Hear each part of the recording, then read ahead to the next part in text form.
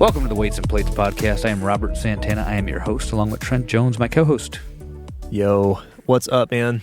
What up, man? It's like 8 here, and it's dark because we don't do daylight savings like everybody else.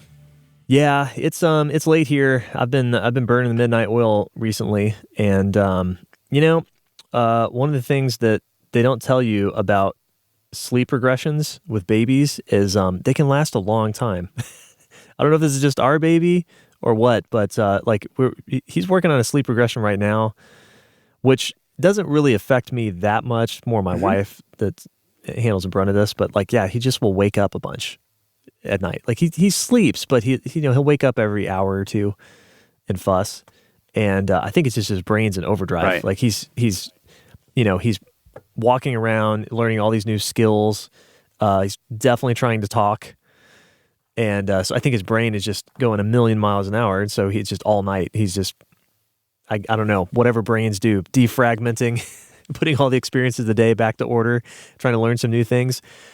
But what that means is that, I'm up late working after he goes to bed. And then he gets up at like 6 o'clock, 6:30 sometimes. And he is just ready to go. I wish I could do that. I am not. Dude. Not. Yeah. You go to bed at midnight, wake up at 6, do that for several days in a row. It's brutal. Starts to get to you. It's brutal. I had a buddy. He had a child not too long ago, and he'd always make this joke because he had a dog as well. He'd be like, "Isn't it funny that their brains are at the same place right now?"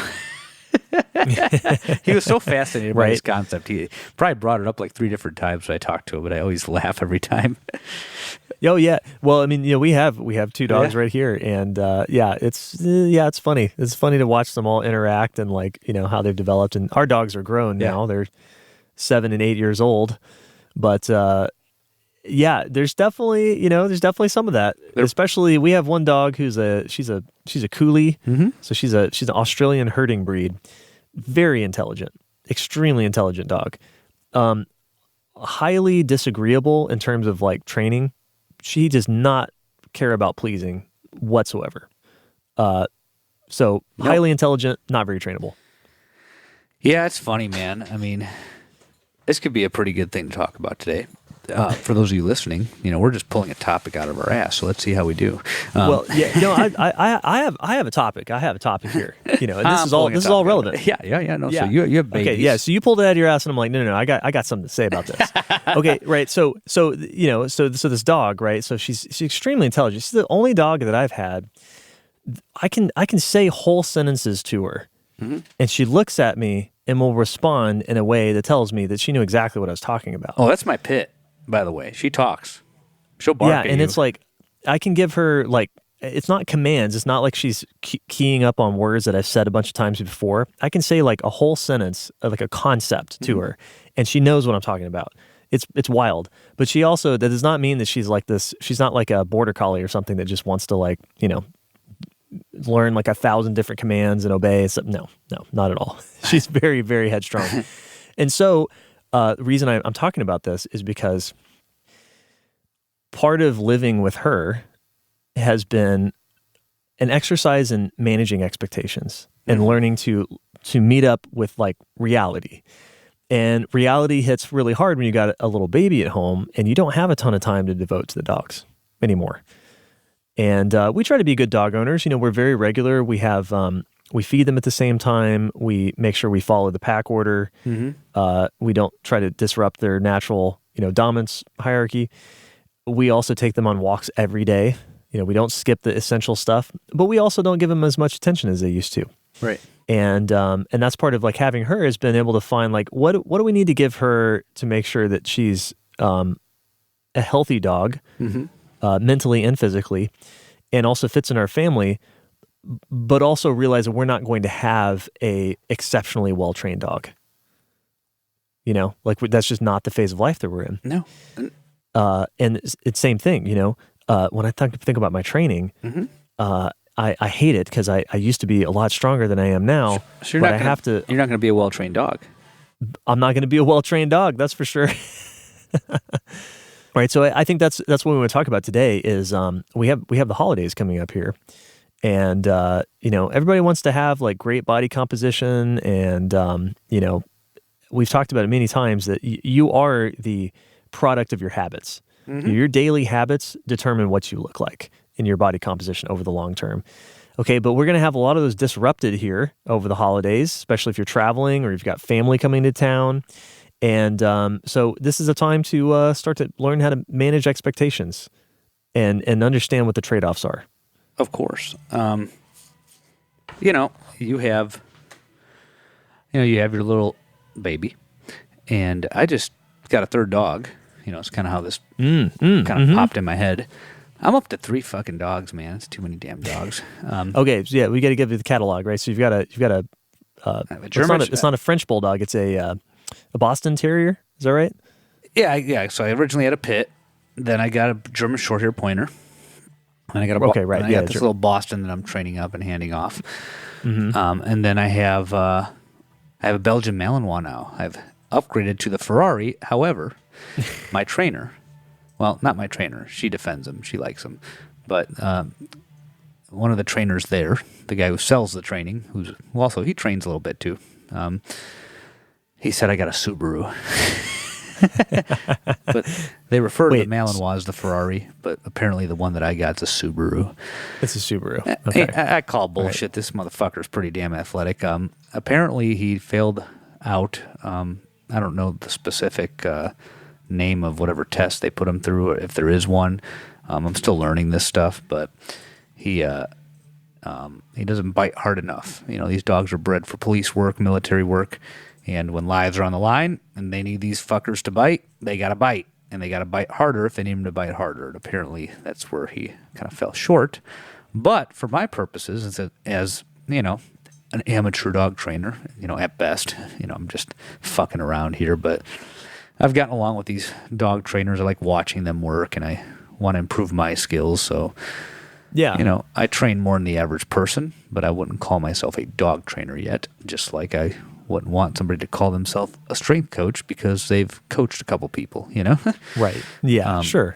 But I'm an enthusiast that is not... So you're like, what's the biggest challenge that I could take on right now? Exactly. I'm an enthusiast. This reminds me of when I first started training people for barbell training, when I first discovered the SSC credential.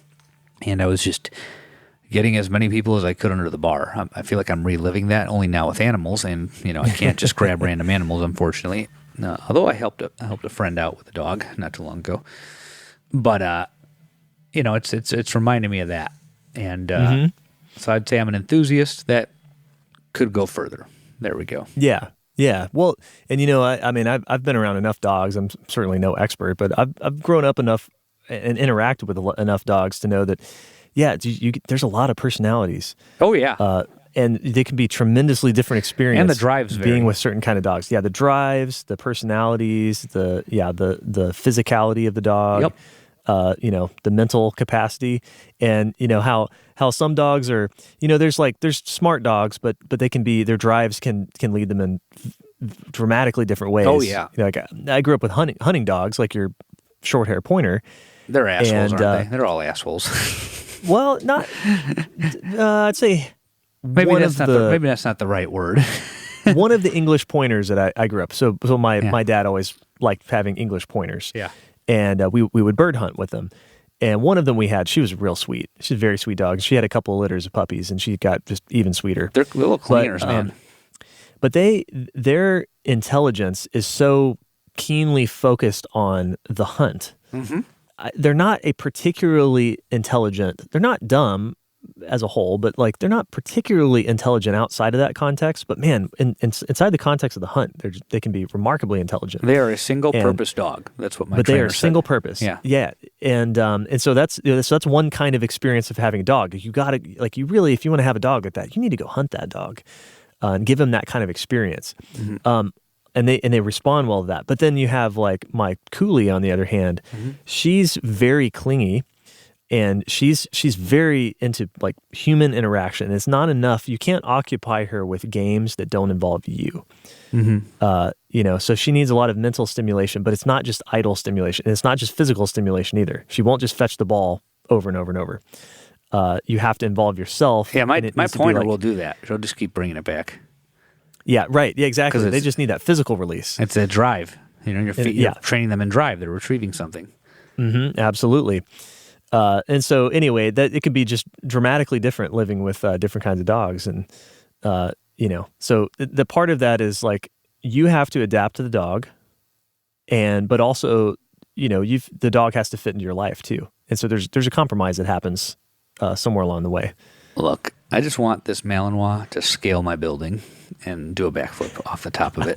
20-foot building. I don't know that we're going to accomplish that, but they have a Palisade at the training facility, so we might use it and see what we can get him to do. He can jump very high. He's capable of that. I just don't know that I have access to what I need for him to do that. Certainly not on a regular basis, but I've seen videos where they can do that. They could scale a 20-foot wall and do a backflip and catch something. Wow. They just like run up the wall, basically, just kick off. These guys are like NFL freaking linemen, man, offensive linemen. Yeah. That's what they are. They're just fast, athletic. Jacked They're and not springy, and I don't want to say they're dumb dogs. My trainer always says they're dumb dogs. We like dumb dogs here, and what she means is they're sorry guys if you're real good athletes, but like a dumb jock, not very intellectual, but physical geniuses. You can get them to do anything physical, and as long as they have direction to do it, Yeah, right. And right. That's a multi-purpose dog. They were originally bred to herd, and now they're mostly bred for protection. But he's interesting. He's the first dog I've had that likes to be pet. I think every dog does to an extent. But like, man, if I pet him, he just loves it more than the other dogs. And I'm like, this is new. So I've been working that in as a reward, not too much. Because I don't want to exhaust that option. Right. But it's been fun, like basically this will determine how much further I want to go with it, Sure. Sure. But yeah. they call him the Ferrari for a reason, not him, but the breed. Yeah. And if I want to get an actual Ferrari style Malinois, this is a good starter, is what I was told. So I'm having a good time with him. He's a sweet boy. Yeah, he's good looking dog. Oh yeah, beautiful dog. You know what I Beautiful like dog. about them the most in terms of their appearance is that 5 o'clock shadow. Yeah, right, right.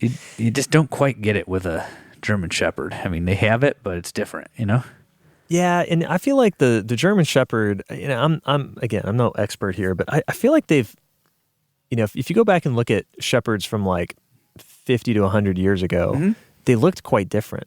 Interesting. They've become whatever they are now. Whatever the common German Shepherd that you see now that has a real, they've got those like weird, like jacked up looking hips that are like tucked under. Yeah, it's not good. And they have like super dark faces and super black, back of their coat.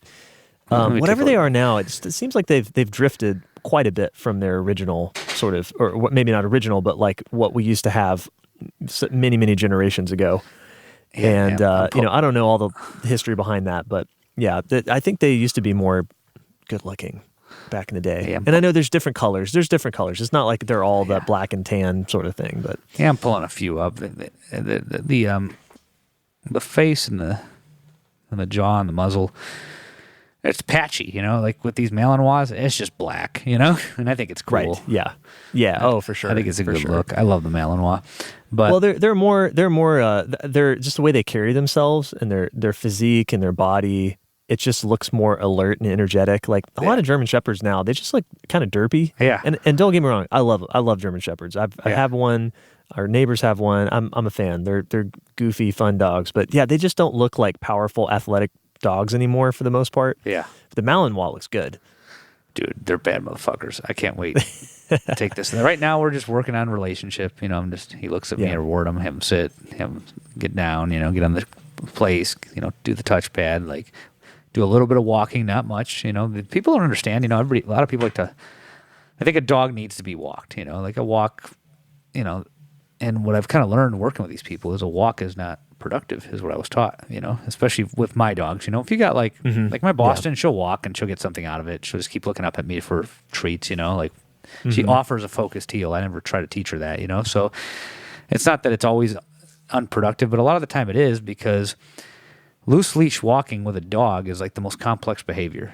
That's been hammered into my brain by this trainer for the last 2 years. So, she always says, it's It's the most complex behavior. Don't rush into that. And that's the first thing people want to do is walk their dog, Yeah.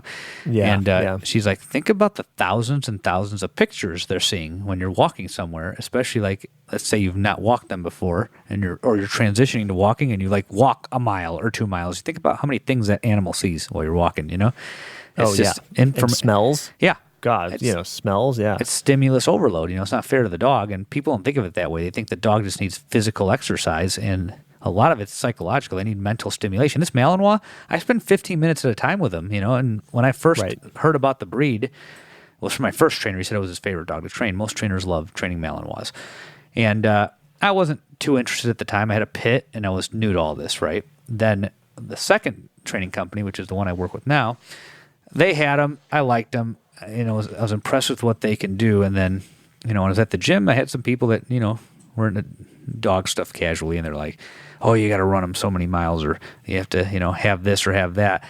And the more I got into training, the more I realized is you can wear these dogs out in like 15 minutes, if you know how to stimulate their brain, And for him right now, I'm not doing much, but like what I have him do, I have him go outside with me. He went to the bathroom, and then it was just like sit, get down, come towards me, walk, run into a heel, like just did that over and over again, rapid fire. Then I went in the gym, and then I put him on his cot, took him off his cot, put him on the touchpad, had him chase the treats, like nothing complicated. Like he actually didn't even go to like full speed. I put him away. He didn't whine a whimper, dude, when I put him when I put him up in the kennel, because I had him doing things, he was engaging with me, and, I was more fun than everything else,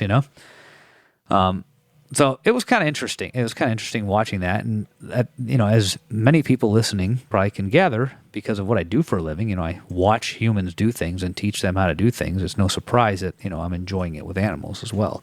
There's definitely some transfer there, and I've learned a lot. And, but,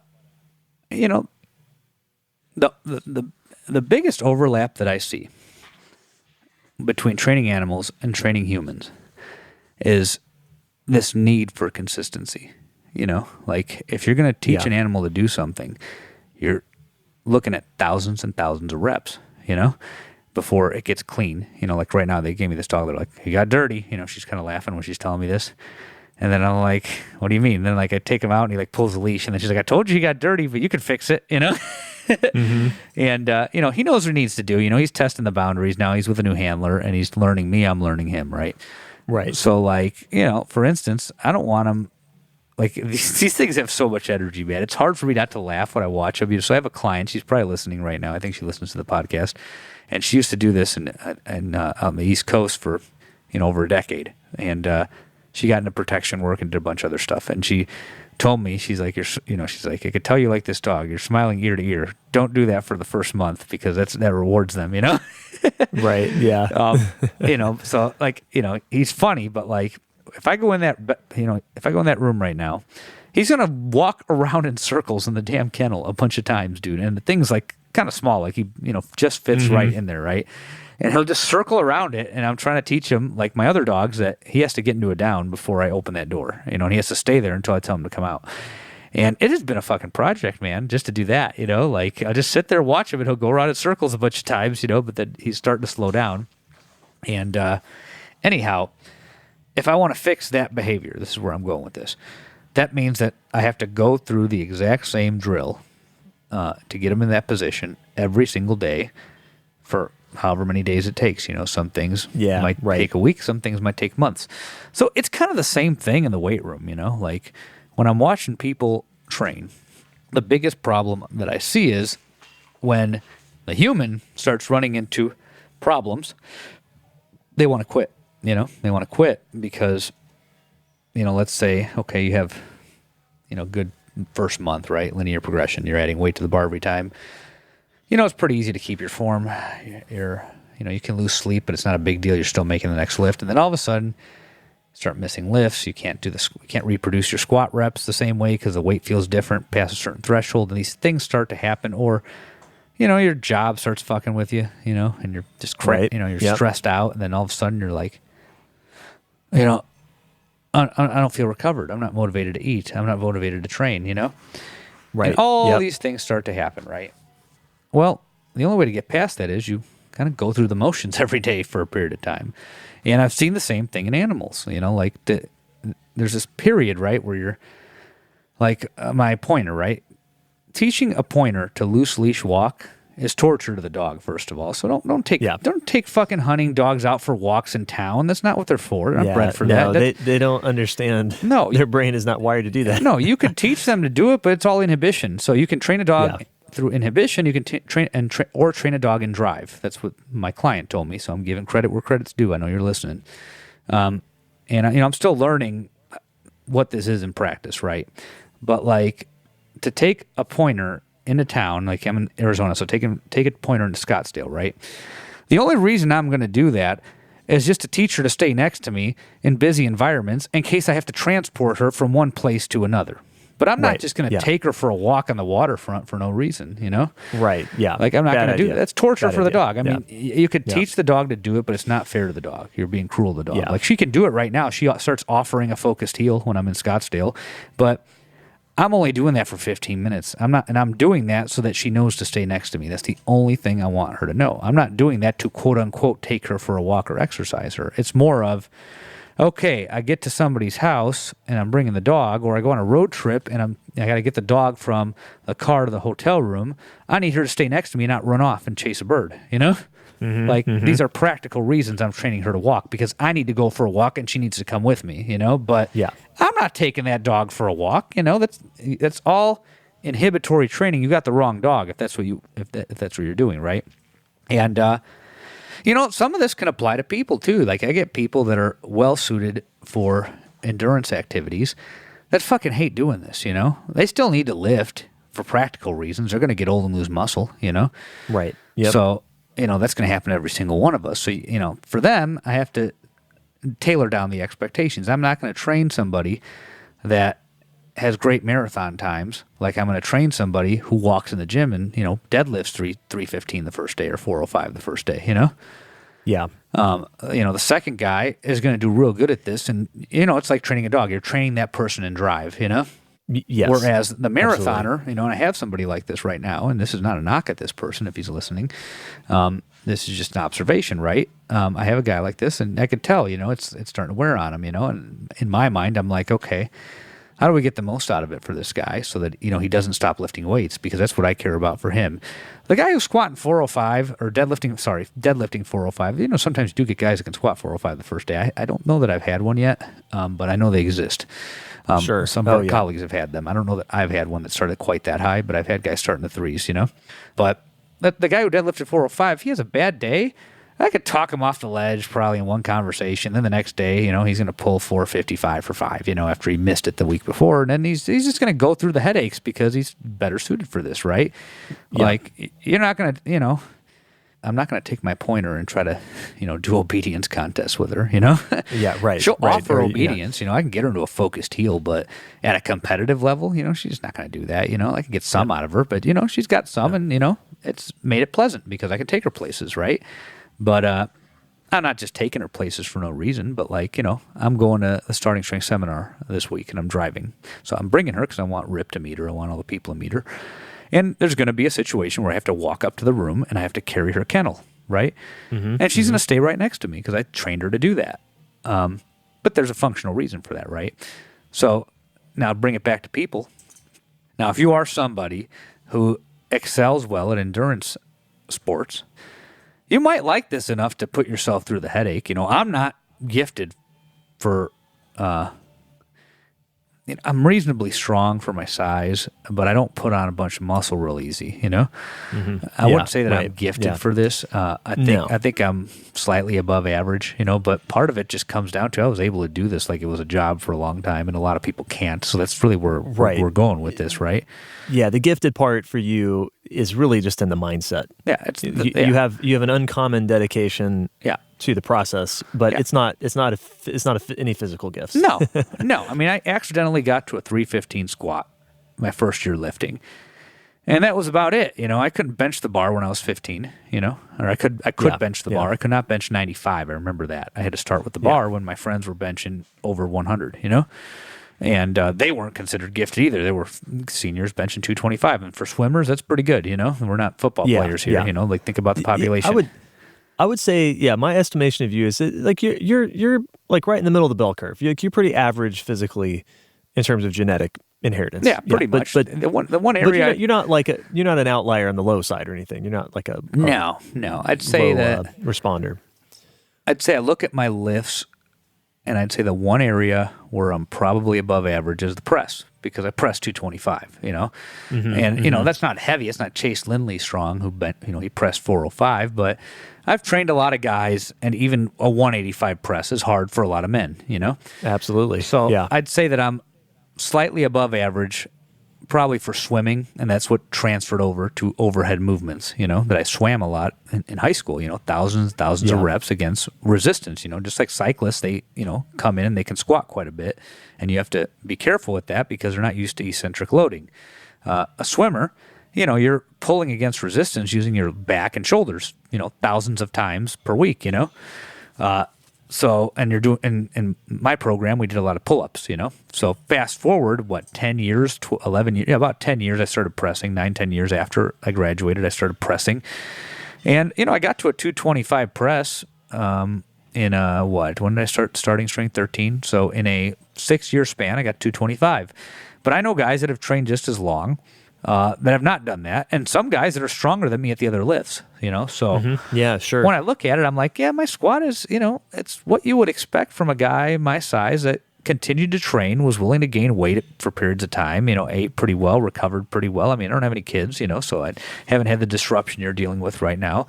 And I look at like how my lifestyle's been. Yeah, I own a gym, I own a couple businesses, but the thing I've, kind of had good control over is my schedule. So like for a long time, I didn't lose sleep. I'm losing more sleep this year because, I have 3 dogs, and, time's kind of getting more crunched now. So I'm getting closer to a lot of other people in terms of shit, man, there's not enough hours in the day, So, but for a long time, It was like I did an online coaching. I was pretty efficient with that. I had the gym, but I didn't let it get too big. And I was doing a PhD, but, I'm working around the clock on that. So, I always got enough sleep, always ate enough food. And, if you do that year after year, you're going to get stronger. Most I ever squatted for a single was 445. I probably am good for more than that. But, training for over a decade, if I were to squat 500, under 200 pounds, that's, pretty good compared to most people. But it's not because, I came out of this gifted. If I got married and had kids like 10 years ago, I wouldn't be anywhere fucking near that right now. I guarantee you. Yeah. No fucking way. Yep. So, what I would say is, I'm probably right in the middle of the bell curve on, 3 out of the 5 lifts. When it comes to overhead stuff, I'd say I'm slightly above. Yeah, sure. But that's that epigenetic, early exposure to those types of movements for sure. Yeah. A low 500s deadlift is not impressive. You could do that if you commit yourself to it. I know going from 4 to 5, this is your second job. So if you are willing to do that, and I got some data actually. I have my vertical jumps 24 inches. So again, slightly above average. Yeah, that's pretty good. That's not 35, Nope. That's about what mine is. Yeah. I want to say I was like 22 to 24, somewhere in that range. Yeah. And we're both comparable in strength. You're a little bit stronger than me. But it depends on the movement, Yeah, it depends on the movement. Oh yeah, I got that deadlift. I don't know. I think I got the deadlift because I was obsessed with it when Rip said any capable man can pull 500, and I just had to make that point. I've got short arms. Yeah. I've got a very short humerus, so I'm good at pressing, but I have that extra lockout, extra few inches of lockout on the deadlift. It makes a difference. Yeah, long forearms on the press.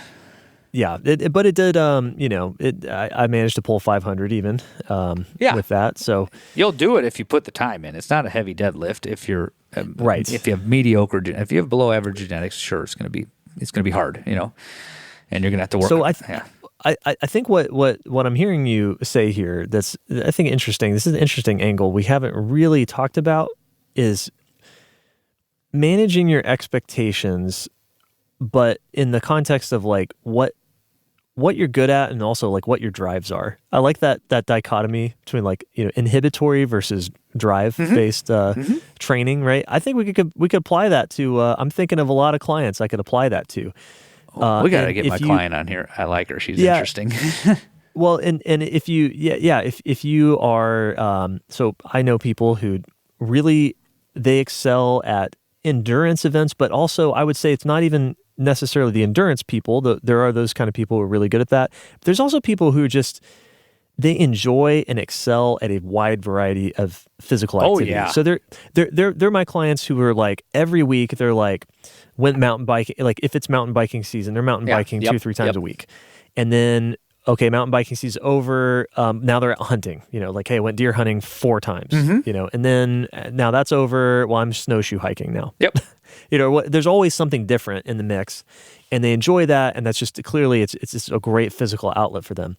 So there's those people, and that is a wholly different class of people when it comes to strength training than my engineers and IT folks who are very, very they just give me the program. I will hit it every day on the dot. I'm going to do it exactly you tell me exactly what to do. Tell me when to pick my fork up, what time, when to put it down, and I'll do it. They're extremely meticulous and married to the schedule. And you've got those, I've learned too, you've got to find a way to satisfy both of those people. Yeah. And the formula's different.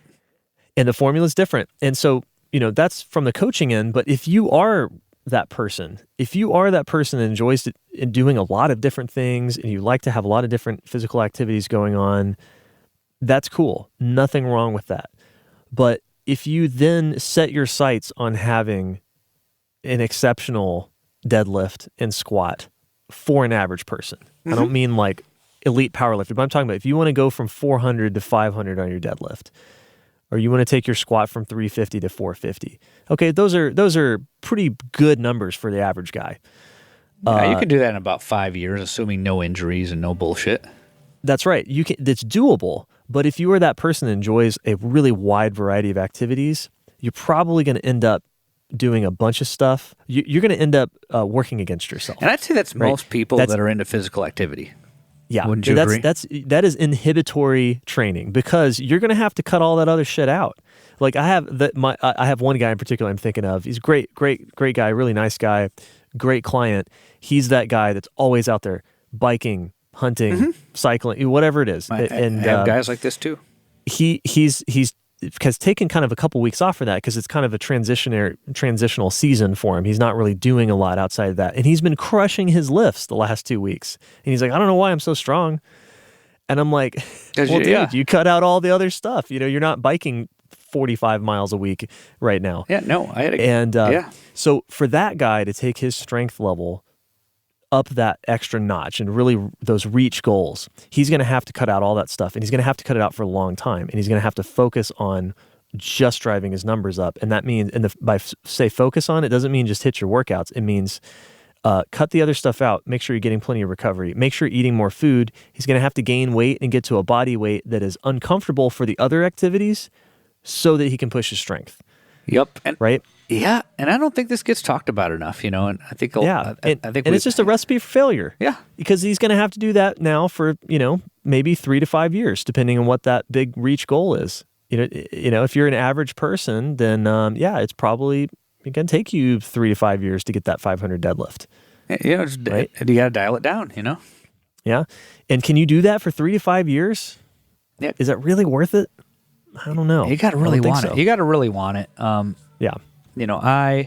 This is all I like doing. I hike, but I don't do anything else at a high level.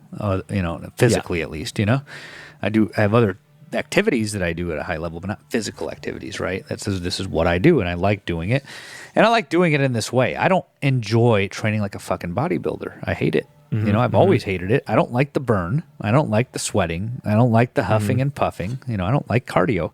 I like hiking. Obviously, there's a resistance component when you're hiking, so of course I like that, right? Lots of uphill. Yeah. I like swimming, but it's not as accessible. I have to go to a pool and shit.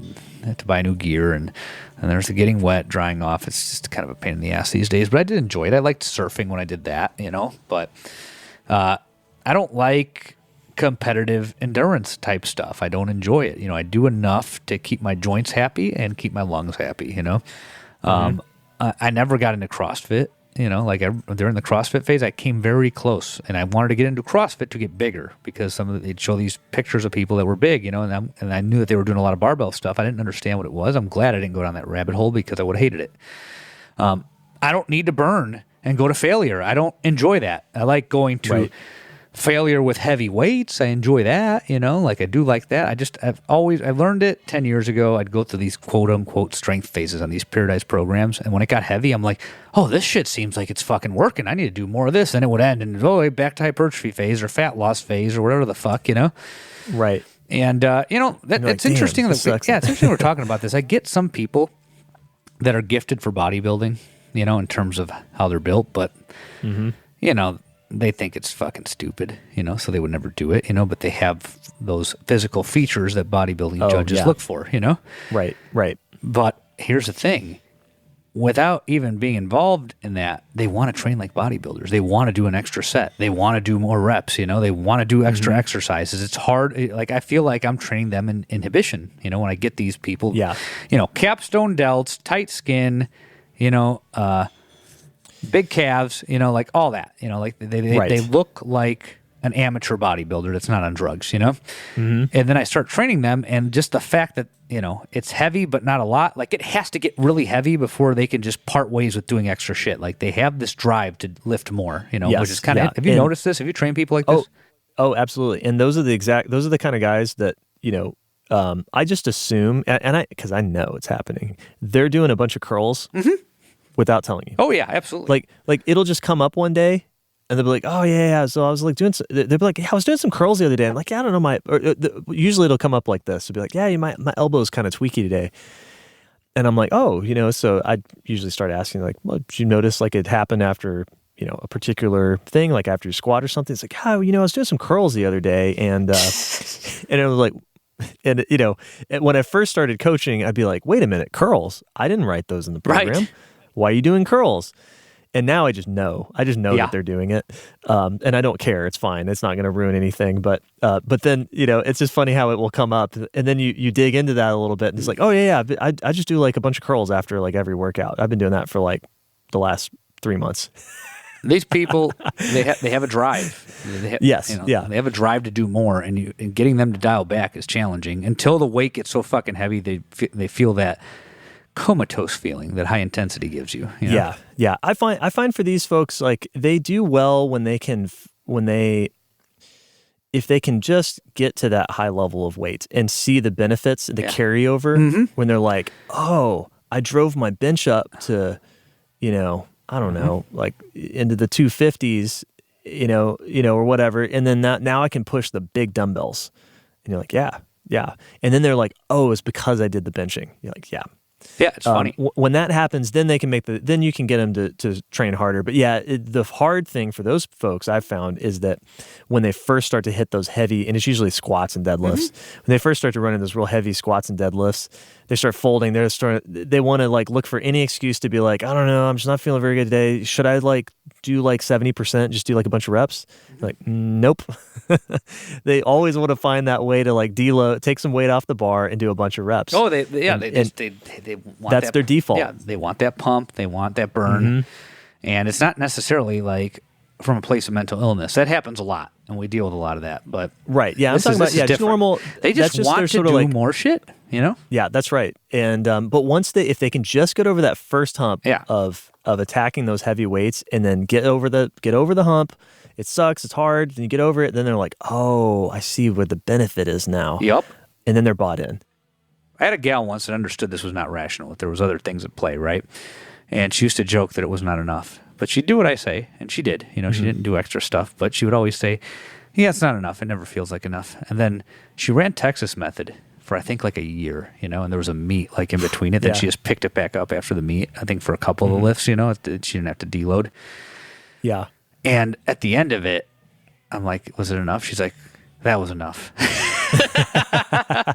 Yeah, if you actually run Texas Method for a year, good Lord.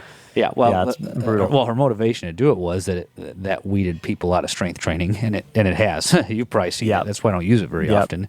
That's right. It's short periods of time. Yeah, if you do. It weeds people out because it gets so fucking hard. I have some pretty good damn lifters that have ran it, and they get I had one gal, she got way up there. She was down to the doubles, and she's like, fuck this! And she just got out, you know? Yeah, I find it. Yeah, it's like I feel like after I've run it a couple of times, and I feel like after I've done that, I just like I can't do it again. It makes Like, you not don't want to think, lift anymore. But he had to yeah, hit. it really does. But yeah, I had the best squat I ever had. I'm sure you fucking did. I think I squatted 390. I'm trying to think what my best set of 5 ever was. I think it was like 390 I got to for a set of 5 on my second So run through funny. Texas Method. Dude, Woo, man, that was brutal. I remember telling this gal she was naive to all this. She never was involved in any of this before. And I'm like, you want to work hard? I'm like, this is what teases people. This is what teases people, weeds people out. Texas Method. Oh, I'm going to do it, and I'm going to finish it. She ran it out, bro, and many of our colleagues have. So this is not an unusual thing, but you have to have your cables fried in a certain way. You have to have your cables miswired to run it out. Do you think running the LP is bad? I think running Texas Method is worse. Oh yeah, well, so I remember now. Yeah, it was 390 because my volume PR was. So I didn't know that a lot of at the time. I did not know that a lot of coaches, as your squat would get to higher and higher levels. I'm just going to use a squat as an example, but kind of goes for most other lifts. As it gets to higher and higher levels, the volume day percentages are supposed to come down. Oh yeah. I did not know that. So I'm like, I was like, I thought it's always, the light day is always 80%, and then the medium day or the volume day is always 90%. Mm-hmm. So I get up to 390 for a set of 5, and literally that's like RPE 10, eyeballs busting on my head. I blew some blood vessels in my, some capillaries. So anyway, I get to the volume day, and that was my volume PR is 5 sets of 5 at 350. And so then that means your light day, if you're still following the 80%, 90% percentages, that means my light day was 315. Yeah. Oh, brutal. But yeah, so the thing is though, for me, if you throw me intensity, like if you just tell me, it's like, hey, listen, your squat workout is over. If you just warm up and hit this weight, hit this real heavy weight for 1 set of 5, and then it's done. Yeah. I'm all in. I would do that every day of the week. No problem. I got it. It doesn't matter how heavy, how absolutely bone-crushingly hard that set of 5 is. I'm done. I'm like, okay, great. But if you ask me to do 5 sets of 5, fuck, I'll do it, but I hate it. I hate it. Oh, I really hate it. And then these bodybuilder type people that we're talking about, they'll say it's not enough. Yeah, that's right. They're the opposite. They're like 5 sets of 5. That's it. That's it. So 5 sets of 10. So what I found, like, so this is kind of interesting. So what I found in my personal training, and I found this has helped a lot of clients as well, is for me, those intensity days are great, and I usually do better in whatever program I'm running if I give myself frequent high intensity exposure. So. I might do, like right now I'm doing a very simple, like high intensity week followed by a volume week on a given lift. But I've started incorporating on my volume weeks a heavy single. Just so I give myself that exposure to high intensity. It keeps me primed, keeps the pump primed, so to speak. Yep. It kind of keeps me in the feel for the heavy weeks. But it makes the workout more fun. If I can just hit a heavy single and it's like, okay, cool. All right, I'm feeling good. All right, so I got that. I still got it in me. Okay, now I can do my 4 sets of 5 that I have to get for my volume.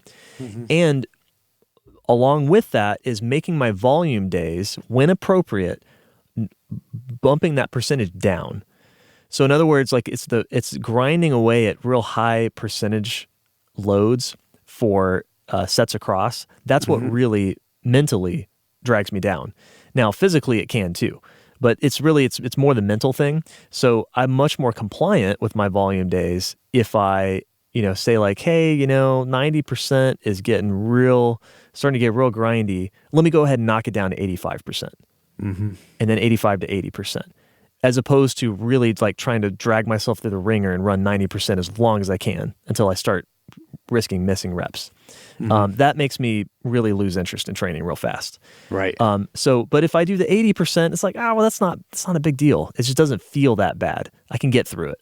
I can convince myself. Right. So this kind of a mental game, right? So is that the most optimal program?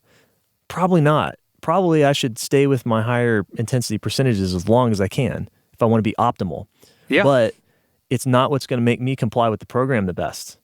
So I go No. for compliance over optimal every time. 100%. So, I think it really comes down to is figuring out your drives and trying to determine whether, in this case, you can feed them. I can feed my drives doing this, which is nice, right? But sometimes you have to train in inhibition as well. And that takes a certain type of mental discipline. And then you have to, you have to have a defined start and finish, I think, because on the diet side, I've learned that willpower is not sustainable for the long term when you're dieting, And I think it's the same thing. If you're somebody who was, a reasonably high-level endurance athlete, maybe not somebody at the national or international stage, but somebody who's, competed at a high level with endurance, and you want to get stronger. I mean, realistically, are you going to put in 5 years of dedicated strength training where you sit at, by your standards, endurance athlete, you're sitting on your ass, by our standards, you're still moving, but, do you want to, quote unquote, sit on your ass and just get strong for 5 years, Like, you have to answer these types of questions, right? Like, how much are you willing to sacrifice? How much time? Right. And then, dialing the expectations down, right? Like when Rip says, any capable man can deadlift 500, which I believe, we're talking about middle of the bell curve or above average, right? Yeah. Once you start getting below average for strength, you might be getting more above average for endurance. And maybe not necessarily. You might suck at both, right? But let's just say that that's what's happening, right? That you generally can run, tune out, and it's fun, and you don't, it's just easy, it's a drive for you, right? And now you really want to put on muscle, like, okay, that means that you're going to have to do something that sucks for a while, just kind of like, I got a PhD, that sucked. I was definitely inhibited when I was doing that, But I did it, it was it turned into like a 7-year deal, but, 3.5, year and a half off, and then, 2.5. So there you go, 6 years. And it was all, academia was all inhibition for me, but, I performed at an above average level, for the most part. On the research part, maybe not, average. I'd probably, I would say I'm below average. My advisor would probably speak highly of me, but, it's just not something, it's inhibitory for me, that was inhibitory for me. Working at the Globo gym was not fun. I didn't stick with that. It's not a good example, but you know what I mean? Like, you have to figure out, are you doing something that kind of goes against your drives? And if you are, that's not necessarily bad. It's just not sustainable long term. So you have to figure out, how far do you want to go with this, and how long can you realistically do this? Because you have to make the sacrifices. Trying to do both at the same time, you're just fucking yourself from two directions. You're going to suck there, at both. Yeah, you're just going to suck at both. You're just going to suck at both. You're going to reduce yourself to mediocrity at best, below average at worst, So you have to decide, right? Like, if you're the skinny guy that's run marathons a whole lot, are you, what do you think? 1 year, 2 years, put on a few pounds of muscle at best, you're going to look better than you did when you started, for sure, but you're not going to turn an endurance athlete into a bodybuilder, even though that's what Mr. Weider taught us all those years. Not everybody can, change their body like that, even with drugs. Some people take drugs and don't get those types of responses, Yeah. But it's one of those things, right? Like, that's an extreme example, right? You take drugs and you lift weights, you're going to build more muscle than you did if you didn't do that, right? But some people might not have the same response as others. When it comes to drugs of any type, not just anabolic steroids, you have responders, you have non-responders, and then you have adverse responders, right? So that's how you kind of think of it. Like, I think with lifting, it's the same thing. And with any treatment, it's the same thing. You're going to have people that respond extremely well, people that do not respond at all, and people that respond poorly, Yeah.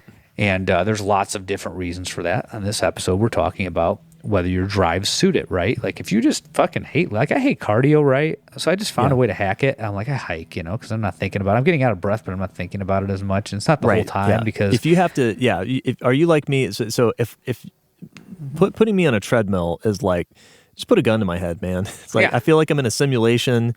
Maybe I am, but at least, it makes it very obvious if I get on a treadmill, right? Like, it's awful to me. But if I get out and hike, no big deal. I love it. I'm in my element. Same here.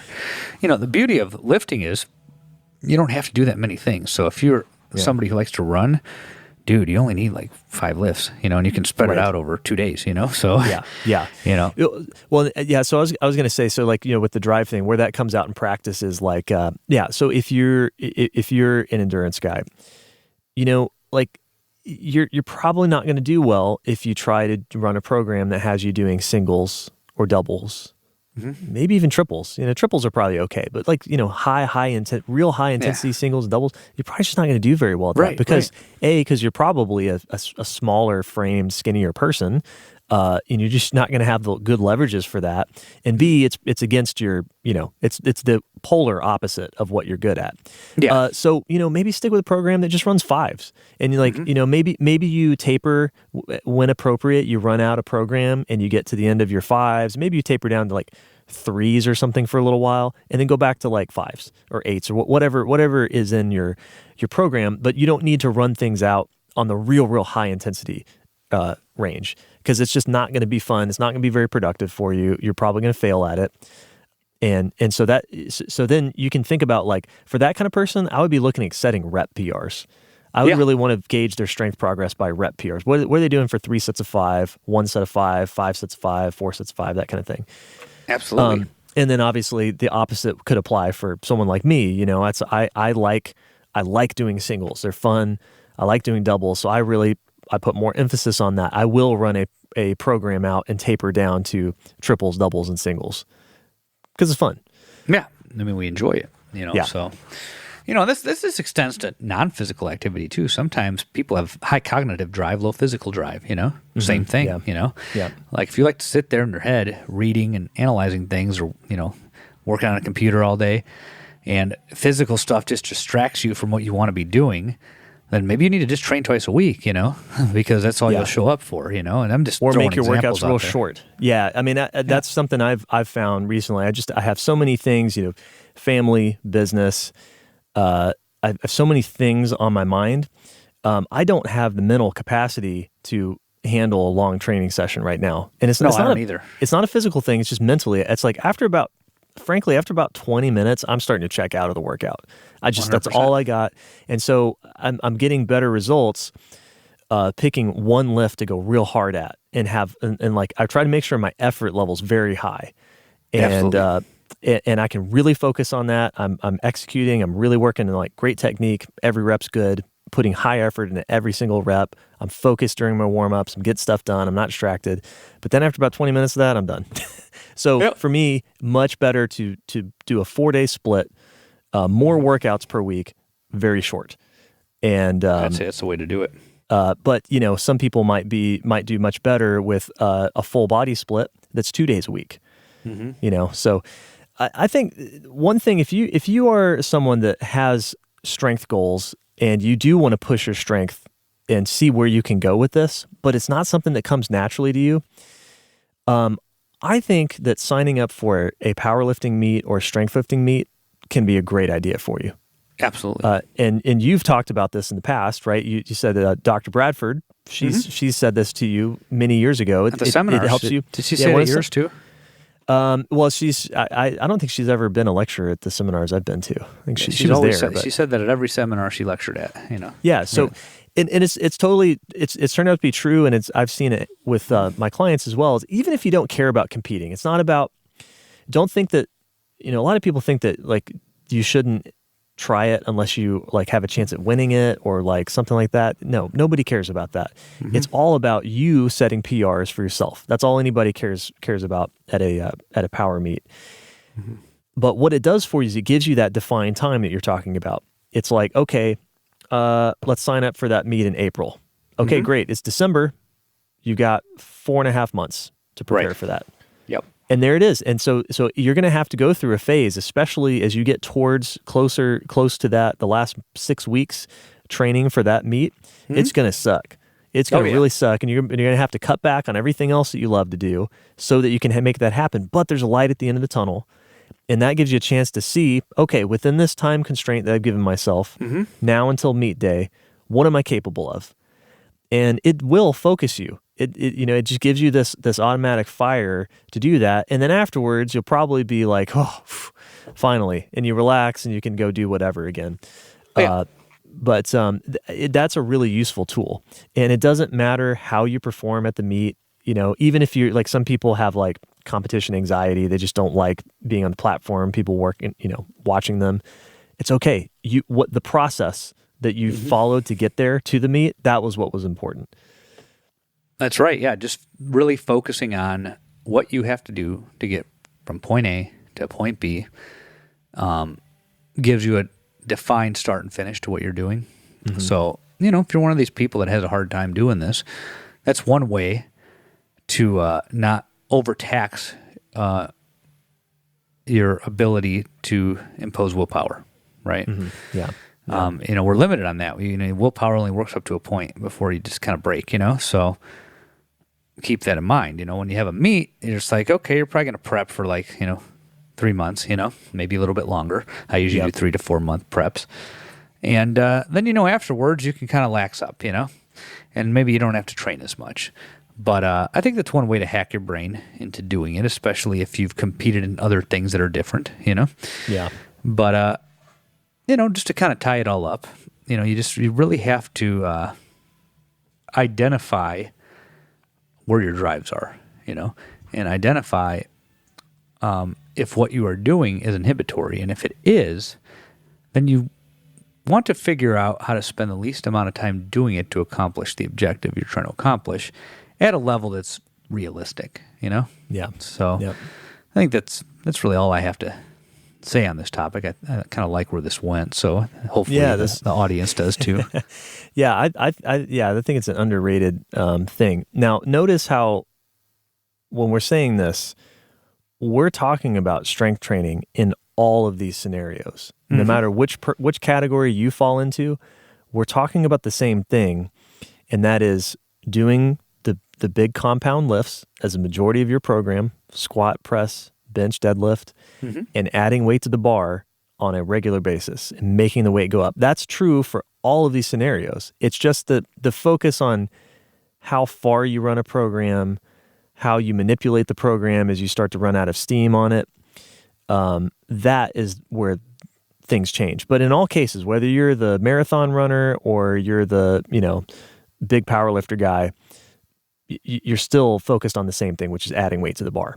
So don't lose track of that. We're not saying, it's not an excuse to lift light weights or anything like that. That's right. That's right. Yeah. All right. Well, there we go. There's an episode for you. Some food for thought, maybe, as you plan your, plan out next year. 2024 is almost upon us, and it's a good thing to kind of think about your macro year. Like, what are you going to do? What are you going to do in 2024? What are you going to accomplish? Yeah, I should give you some good food for thought. Thank you for tuning in to the Weights and Plates podcast. You can find me at weightsandplates.com, where we have online diet coaching and strength coaching, or both. The gym site, I think, is up now, weightsandplatesgym.com. If you are local to Phoenix, I'm near the South Mountain Village, just south of Sky Harbor. We set the site up so that you could buy all your training sessions directly off the website. Memberships have to be purchased here, but we typically require an intro session to coach you on the main lifts before you can join here, so we don't have any shenanigans going on. So yeah, check it out. I'm on Instagram at _Robert_Santana. That is the one platform that I probably update fairly regularly. Hopefully that'll change in 24. I'm trying to get more content out there, but working on a system. And the gym has a page. That's all I'm going to say about that. Weights __ and _ plates on Instagram. And those are all the places you can find me, ladies and gents. Yeah, listen. In 4 weeks, the Globo gym that you go to, they're going to be packed, absolutely packed, with a bunch of gym bro douche nozzles, and then a bunch of people who are trying to start something new, which, credit to them. That's great. But it's going to be packed. And that means that there's going to be somebody curling in your squat rack.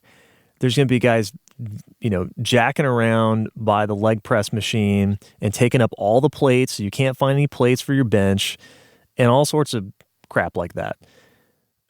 But if you live in the Phoenix area and you go to Weights and Plates, you don't have to worry about any of that. How many squat racks do you have? I have 7 squat racks, 2 8x8 platforms for Olympic lifting, and 5 standard 4x8 platforms that are in front of the racks. So there you go. You will never, ever have to wait on plates, a barbell, we now on have a rack. dumbbells too. We now You have have dumbbells. That's right. You've got dumbbells up to like, what, 100s now? 105s? 100. We're going to eventually get the 105 to 150, but we're up to 100 right now. Okay. And we have fractional plates for them, and we have dumbbell spotter stands so that you can Bam. unrack them if you want to bench with dumbbells. Look at that. So think about it. So, you go to weights and plates and you don't have to worry about any of this stuff, and you've got premium equipment. You can lift on nice bars, not trashed out bars with no knurling on them. So anyway, you need to do that. If you live in the Phoenix area, you got to go see Dr. Santana for a tune-up on form check and maybe some regular training if you're in the area. So you know where to find me. I'm at marmalade_cream on Instagram, and you can email me, jonesbarbellclub@gmail.com. We'll talk to you again in a couple of weeks.